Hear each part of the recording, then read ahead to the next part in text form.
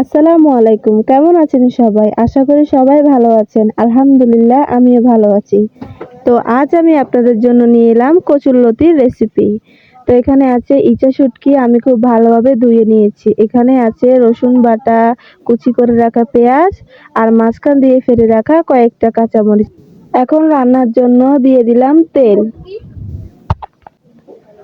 এখন দিয়ে দিব বাটা রসুন, কুচি পেঁয়াজ আর বুক ফেলে রাখা মরিচগুলা। এবার আমি খুব ভালোভাবে নাড়াচাড়া করে নিচ্ছি। আমার পাশে থাকলে বুঝতে পারবেন আমি কিভাবে রান্নাটা করেছি।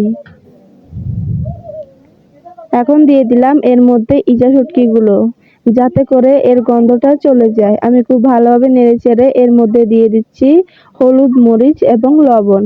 আমি একসাথে করে সবকিছু এখানে দিয়ে দিলাম। এখন আবারও খুব ভালোভাবে নাড়াচাড়া করে এর মধ্যে আমি দিয়ে দিব কচুর লতিগুলো।